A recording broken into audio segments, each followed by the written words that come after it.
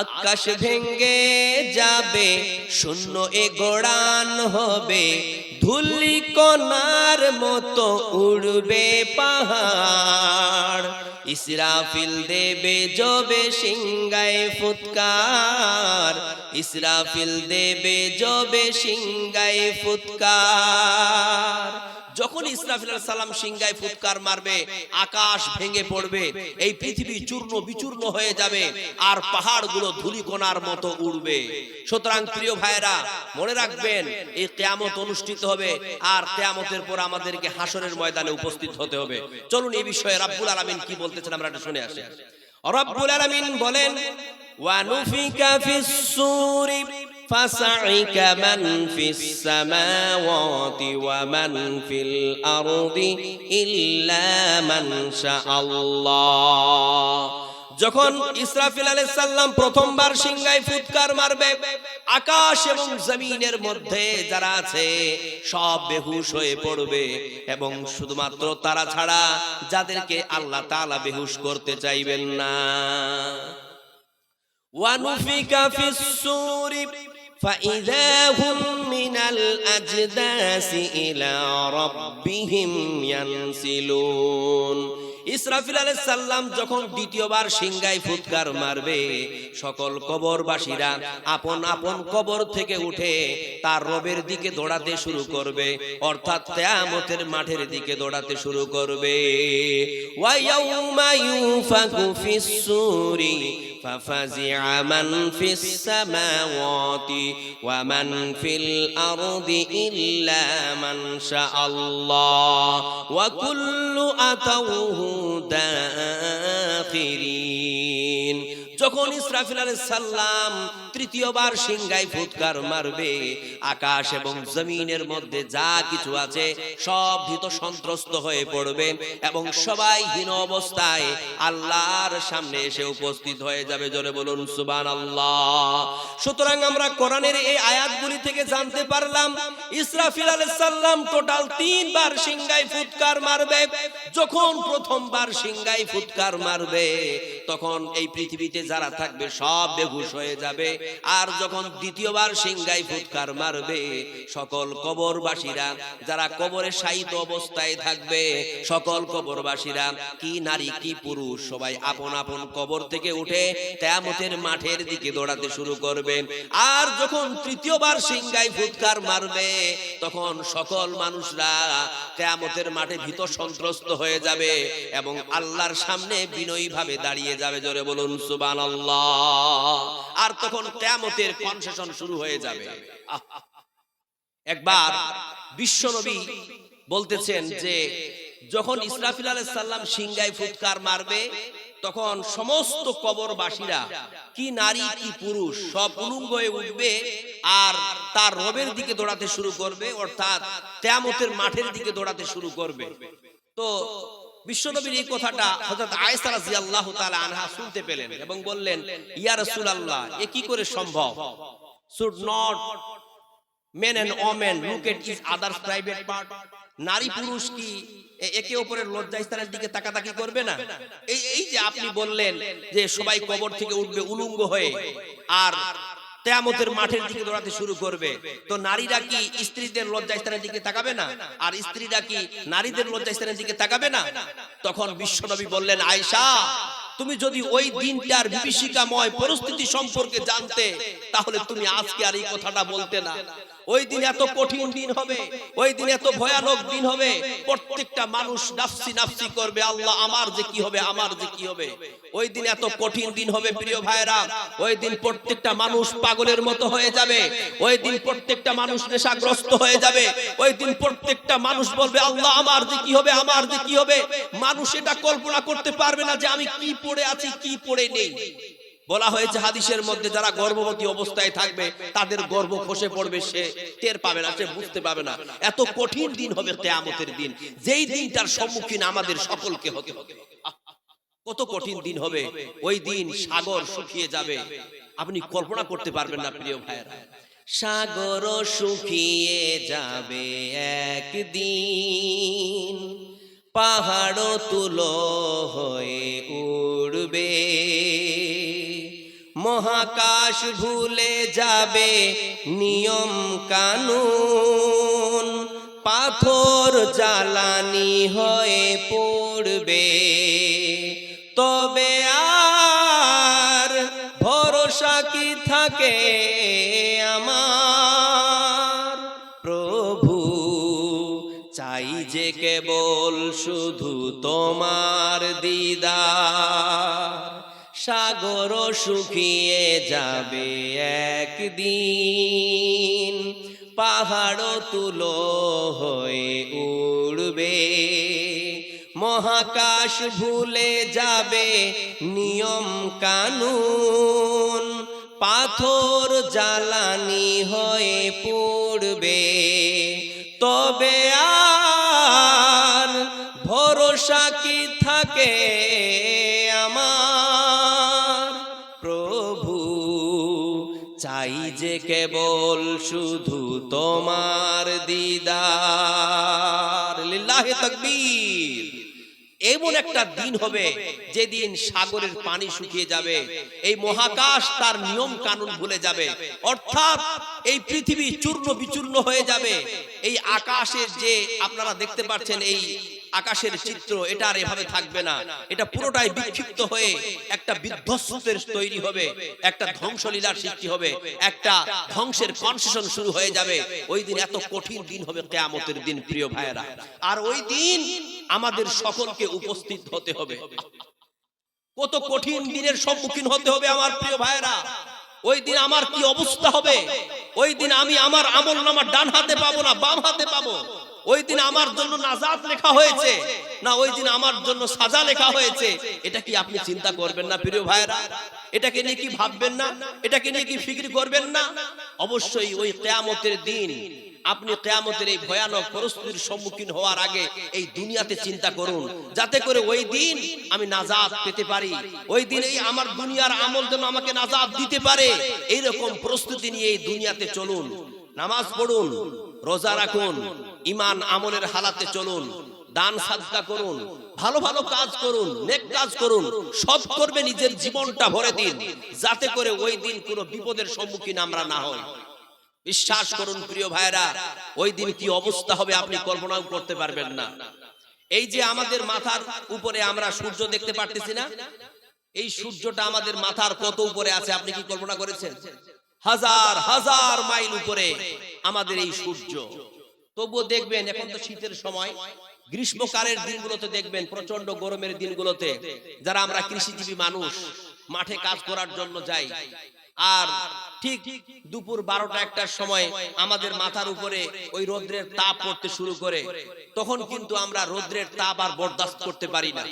রোদের তাপে আমরা ঘামমাক্ত হয়ে যাই, শরীর থেকে আমাদের ঘাম ঝরতে শুরু করে। কিছু মানুষ তো মাঠ ছেড়ে দিয়ে বাড়ি চলে আসে, আসে কি আসে না? আবার কিছু কিছু মানুষ রোদের তাপ সহ্য না করতে পেরে গাছের ছায়ায় গিয়ে আশ্রয় নেয়, কারণ সে রোদের তাপ আর সহ্য করতে পারে না।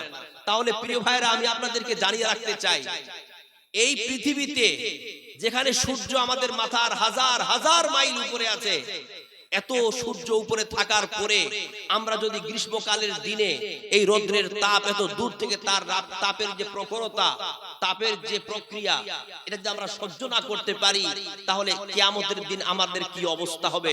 কিয়ামতের দিন ওই সূর্য কোথায় থাকবে? বিশ্বনবী কি বলতেছেন শুনুন।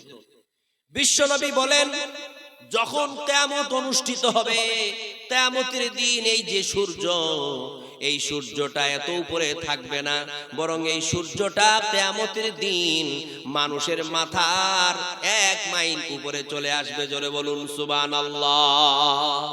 কোন কোন মুহাদ্দিস এই 1 মাইলের ব্যাখ্যা করতে গিয়ে বলেছেন, আমরা যে চোখে সুরমা লাগাই, ওই সুরমা দানির ভিতরে যে সুরমা কাঠিটা থাকে, ওটাকে 1 মাইল বলা হয়েছে। অর্থাৎ আমাদের মাথার এত উপরে সূর্য এসে দাঁড়াবে। অথবা কেউ বলেছেন 1 মাইল সমান পৃথিবীর যে 1 মাইলের মাপ, এতটা দূরত্ব বলা হয়েছে। আপনারা কল্পনা করুন, আপনারা একটু ভাবুন, চিন্তা করুন প্রিয় ভাইয়েরা, ওই কঠিন কিয়ামতের দিন যখন সূর্য আমাদের মাথার এত কাছে চলে আসবে তখন কি অবস্থা হবে? বিশ্বনবী বলেন ওই দিন যখন মানুষের মাথার এত কাছে চলে আসবে সূর্য, সূর্যের তাপে রৌদ্রের তাপে মানুষের মাথার মগজটা গলে গিয়ে নাক এবং কানের ছিদ্র দিয়ে মোমবাতির মতো গলে যাবে। শুধু তাই নয়, ওই দিন মানুষের মাথার উপরে এমন সূর্যের তাপ পড়তে শুরু করবে, সূর্যের তাপে মানুষের কলিজাটা শুকিয়ে যাবে। মানুষ চিৎকার করতে শুরু করবে, আল্লাহ রৌদ্রের তাপ সহ্য করতে পারি না, আল্লাহ তুমি আমাকে একটু পানি দাও, আমি আমার কলিজাটাকে একটু ঠান্ডা করে নি। এইভাবে চিৎকার করতে থাকবে। যদি আমরা সেই দিন ঈমানদার না হতে পারি, মুত্তাকিন পরহেজগার না হতে পারি, ওই দিন রব্বুল আলামিন ফেরেশতাদের মাধ্যম দিয়ে পুঁচযুক্ত গাটারের নোংরা যুক্ত পানি আমাদেরকে দিয়ে দেবে, আর মানুষেরা তৃষ্ণার চোটে ওই পানি পান করে নেবে।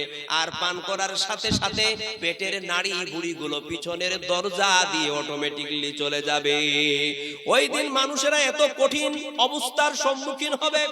ওই দিন রৌদ্রের তাপে মানুষের মুখের এই যে মুখটা শুকিয়ে যাবে, কলিজা শুকিয়ে যাবে, তৃষ্ণার চোটে মানুষের মুখের ভিতরে যে জিহ্বাখানা আছে, এই জিহ্বাটা মুখের গহর থেকে বেরিয়ে নাভি পর্যন্ত কুত্তার ন্যায় ঝুলতে থাকবে। জোরে বলুন সুবহানাল্লাহ।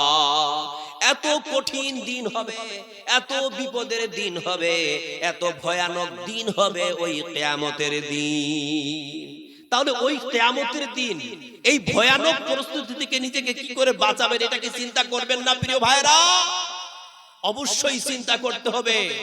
রোদের তাপে ওই দিন যে জমিনটা থাকবে, জমিনটা পুড়ে তামা হয়ে যাবে। মানুষ জমিনের উপরে দাঁড়াতে পারবে না, পা গুলো ফোসা পড়ে যাবে, দাঁড়িয়ে থাকতে পারবে না। মানুষ পাগলের মতো দৌড়াদৌড়ি করবে, এদিক ওদিক হবে। ওই দিন একজন আরেকজনের সঙ্গে গল্প করে বলবে, ও ভাই আজকে তো এই দিনের অবস্থা আমরা সহ্য করতে পারতেছি না, এই দিনের ভয়ানক পরিস্থিতি আমরা বরদাস্ত করতে পারতেছি না। আমরা যদি আজকের দিনে এই কঠিন দিনে কোন একজন সুপারিশকারীকে পেতাম, যে ব্যক্তি আমাদের জন্য সুপারিশ করে দিত, তাহলে আমরা হয়তো একটা ভালো জায়গায় যেতে পারতাম। এই আশা করে একদল মানুষ ছুটবে আদম আলাইহিস সালামের কাছে। আদম আলাইহিস সালামের কাছে গিয়ে বলবে, আদম আপনি হচ্ছেন এই পৃথিবীর প্রথম মানব, আমাদের পিতা, আপনি আমাদের জন্য একটু দোয়া করে দিন। আমরা আমাদের পা গুলোকে জমিনের উপরে রাখতে পারি না, এই কঠিন বিষয় আমরা কঠিন আযাব, কঠিন পরিস্থিতিকে আমরা বরদাস্ত করতে পারি না। আদম আপনি আমাদের জন্য একটু আল্লাহর কাছে সুপারিশ করে দিন। আদম তখন বলবে, ও আমার সন্তানেরা শোনো, আমি নিজেই আল্লাহর কাছে গুনাহগার হয়ে আছি, পাপী হয়ে আছি, আমি তোমাদের জন্য সুপারিশ করতে পারবো না, তোমরা অন্য কোন জায়গায় চলে যাও। এইভাবে তারা নিরাশ হয়ে মুসা আলাইহিস সালামের কাছে যাবে, সেখানেও নিরাশ হয়ে যাবে। ঈসা আলাইহিস সালামের কাছে যাবে, সেখানেও নিরাশ হয়ে যাবে। ইব্রাহিম আলাইহিস সালামের কাছে যাবে, সেখানেও নিরাশ হয়ে যাবে। এইভাবে সকল নবীদের কাছে থেকে নিরাশ হয়ে যাবার পর তারা সর্বশেষ বিশ্ব নবীর কাছে ছুটতে শুরু করবে। যখন তারা দৌড়াতে দৌড়াতে বিশ্ব নবীর কাছে গিয়ে পৌঁছাবে, বিশ্ব নবীর কাছে যখন তারা গিয়ে পৌঁছাবে, তারা দেখতে পাবে বিশ্ব নবী অলরেডি সাজদায় অবনত হয়ে আছেন। বিশ্ব নবী আল্লাহর কাছে কান্নাকাটি করে বলতেছে, ইয়া ইলাহাল আলামিন, ইয়া রাব্বুল আলামিন, আজকে আমি আমার জন্য তোমার দরবারে আসি নাই আল্লাহ, আজকে আমি আমার হতভাগা উম্মতের জন্য তোমার দরবারে এসেছি। আল্লাহ গো, তুমি ভালো করে জানো আমার উম্মত বড় দুর্বল। আল্লাহ, আমার উম্মতেরা এই কিয়ামতের কঠিন দিন তারা বরদাস্ত করতে পারে না, সহ্য করতে পারে না। আল্লাহর নবীর চোখের কান্না শুনে আকাশ জমিনের যত ফেরেশতা থাকবে সবাই ক্রন্দনরত হয়ে যাবে। আল্লাহ পাক হাবিবের এই চোখের জল সহ্য না করতে পেরে বলবেন, ইয়া মুহাম্মদ ইরফা রাসাক, হে মুহাম্মদ তুমি তোমার মাথাকে উত্তোলন করো, সাল তুমি চাও তোমাকে দেওয়া হবে, ইসফা তুসফা তুমি সুপারিশ করো, তোমার সুপারিশ কবুল করা হবে।